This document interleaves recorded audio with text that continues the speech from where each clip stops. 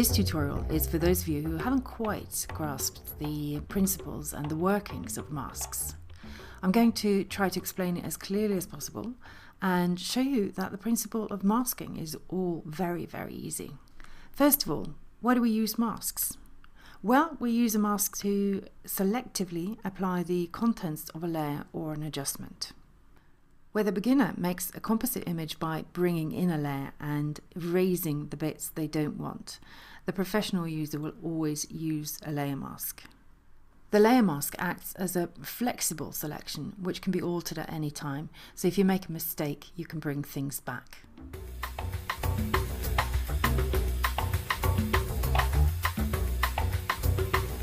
For colour adjustments, it's even more important to use an adjustment layer with a mask because you can re-edit the mask if you later see that it doesn't work for you. As you can see here, we've got a crazy channel mixer adjustment, and I'm just going to turn that off for a second, and you can see there that when I turn it back on again, the original colour is well preserved here on the right hand side, on the right diagonal, and on the left diagonal this adjustment is being let through, and that corresponds with the mask. So white reveals and black masks out. The adjustment is now hidden by the black mask in the lower right, and in the top left it's revealed. If I fill the whole mask with black, none of the adjustment is going to show through, and if I fill it with white, the whole adjustment is going to show through. Now for a moment, let me start with no adjustment showing at all. So the whole thing is masked out with a black mask. And now I'm taking a white brush and just painting all over the model very quickly. So when we look at the mask option, click on the mask tile there, you see there that she's more or less selected. And that means that the adjustment is revealed on her but not on the background. And that's quite the opposite of what I want. I want it the other way around. So if I press Command I, remember she was white, the background black. Now we're turning it the other way around. She's shown there fully covered with black and the background is white. And that's why it's letting the adjustment through everywhere but on the model. And so we come back to the principle, black hides, white reveals. Doesn't matter what kind of layer it is, it applies to all layer masks.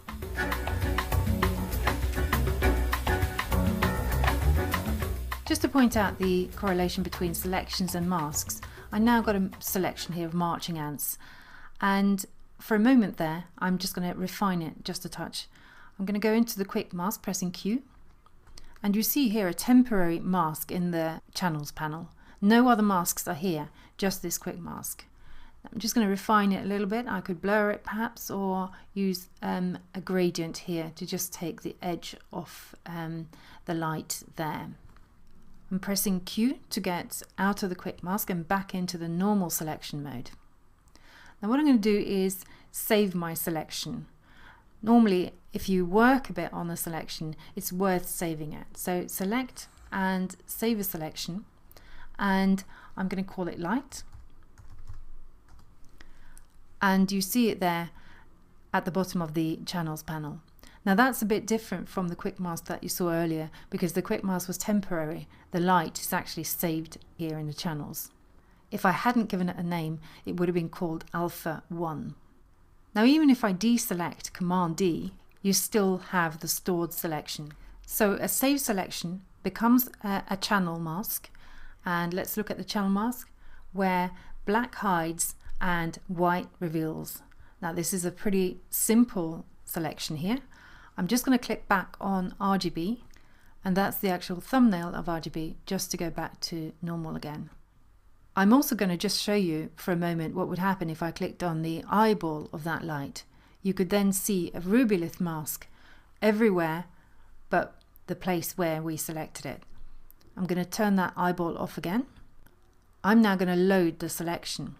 You go to almost the same place as where you saved the selection, select and load the selection, and light is our only channel at the moment. This is our only alpha channel, so I'm just going to OK that, and I'm just going to turn the light on by just making a curves and bumping that up, just giving that a little bit of contrast as well, and you get this bright light coming out of this lamp.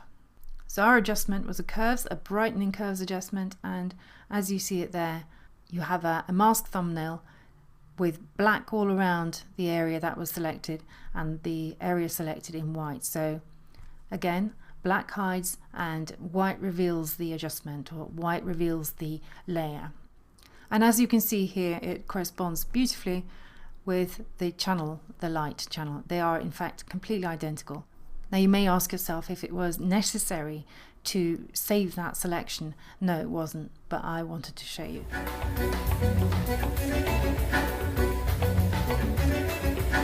Now that we've looked at how we can make a mask from a selection, let's also look at how we can make a selection from a mask.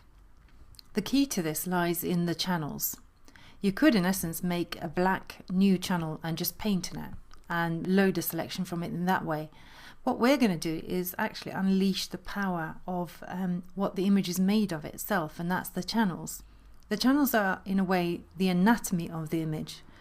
So if we just click on the thumbnail of the red channel, you'll see here that you have a channel there which is very bright in the skin. Because the skin is essentially red, it's also bright there. Now obviously whites will also be bright there, and light colours. But if you, for example, have a blue, it'll normally show up quite dark. And if we go straight to the blue channel, you'll see that her shoes, which were blue, are very bright here in the blue channel, and also her clothes. The green channel tends to be the channel that mostly resembles the image. So very often, if you want a normal representation of the image in black and white, the green channel is the one that's favoured. It also happens to be the channel where I have the most contrast between the hair and the background. So I thought we'd just do a simple hair cutout. Now it's not going to be a perfect hair cutout, but it's just to show the principles of how you can do it. Now note before we start two things. First of all, the hair is dark in the green channel and the wall behind her quite light. So we're going to have to make a cutout the wrong way around. I want to select the hair, but obviously if black masks and white reveals, well, the hair is dark already and I have to go with that. But I can easily inverse the mask afterwards, so we're going to go with the dark hair against the light wall and the light face. The second thing I want to point out is that you can't work on the actual green channel, so you've got to drag this channel down to the new button, and that will give you a green copy. And this is safe now to work on because that operates in a completely different dimension. If you had actually worked on the green channel, you would have ruined the image. So we're working on the green copy. And another thing that I neglected to say to you is that you need to be on an image layer in order to see the channels properly. If you're already on a mask, you won't be able to access the view of the channels here. Okay, so I'm just going to zoom in a little bit and make a pre-selection around the hair just to save myself a little bit of time. So I'm just going to take a freehand lasso and generously just draw around the hair a little bit into her face, making this task a touch easier from the beginning and joining up around it there. I don't want to fill in inside this selection, I want to fill in on the outside, so I'm inversing and filling with white and deselecting. Zooming in a bit more. I'm going to start by looking for any weak points. I always do that in a mask. I think here we have a weak point on the hair, the loose hair hanging on the side there, because it's a bit grey and too similar to the background. I tend to use the burn tool for that, and I'm setting it to shadows for a moment, see how I'm going with that. When it's set to shadows, it tends to latch on to what's already dark and doesn't spill too much onto the light areas. But you still have to be quite careful in an area like this because it's not clear cut what's light and what's dark, and also it's quite a complicated area, just this little area here. Now that we got this out of the way, we can now take a curves, and remember this can't be an adjustment layer. This is actually working on another dimension, so it has to be a direct curve. So Command M to get to the curve there. I'm going to latch on to a tone that's quite high up and command click in the image and lift that up, and then find a darker level and just pull that right down almost to the baseline there. Now sometimes I do make a few curves here, or sometimes a combination of levels and curves, but I'm going to just use the brush tool for the moment, and I'm going to set that to overlay, and I'm going to make it black, and I'm going to set that to sort of halfway opacity and flow. See how we go with that. Now on overlay, the whites are a little bit protected, although there is a lot of grey here, so I have to be careful against these edges. Just working myself from the outside and in little dabs, trying not to affect the edges too much. Here I can go a little bit rougher, and I know there are some holes in the hair as well, so, and filling in the hair in the middle. I could of course have used a black brush for that as well, but this is actually safer. It's a little bit more of a safety net. So going in there, and then I can just X my swatches to make my brush white, and in the same way I'm just dabbing around the edges there, using the fall off really of the brush to make sure I don't go too far in there. Okay, there's a stubborn bit at the end, and I'm just going to blend it to normal and just remove it completely there. A little bit of necklace needs to be removed, but I'm going to leave some of it for when I've actually applied the mask.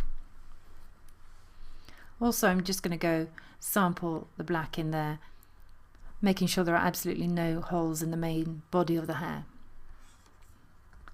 So this is slightly ambiguous as an area, and we'll see how we deal with that later on. Also the edges might turn out to be a little bit dubious, but that's something we can check when we've actually applied an adjustment using this mask.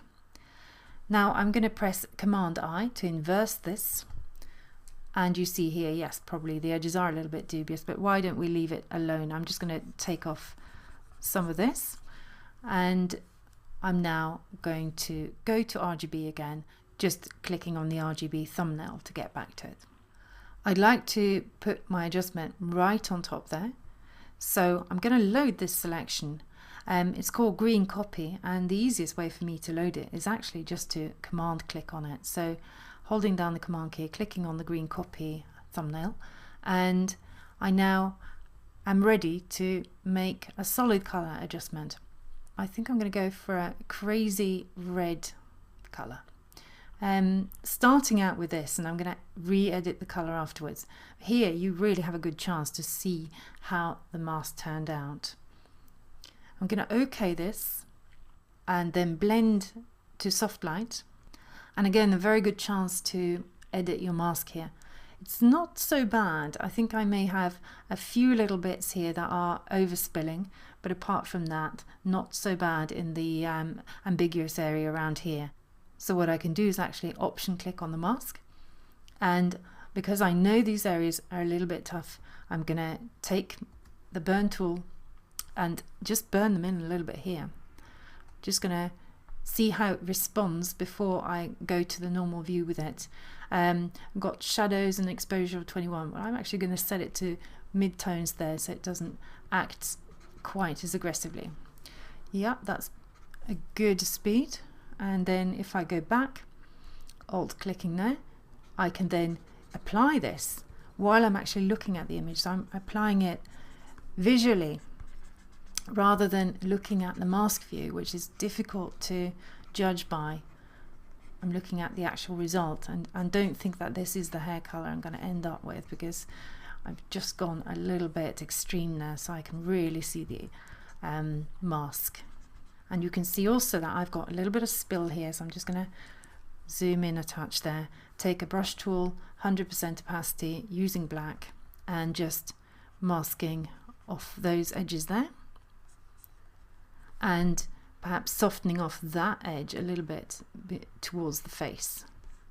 Now I think the mask looks pretty good, so I'm going to double click on the color tile there. Now you see there's always a link between the mask and the adjustment in case of adjustment layers, and this is actually an adjustment layer. But we have to remember when we're on the mask and when we're on the layer. Right now I double clicked on the layer, and that's the layer I want to change and edit. So I'm just going to make a different kind of color here, perhaps a little bit warmer red, something like this. Quite a good strong color, but not too strong. And turning off the layer and back on again. Now the great thing about this is that we can not only edit the layer, the color of the layer, we can also edit the mask at any time, be it today, tomorrow, or whenever. As long as you keep those layers intact, the mask is editable and the layer is editable. And this is why we always work with masks and layers. And for every tutorial here, I'm going to be working with masks and layers.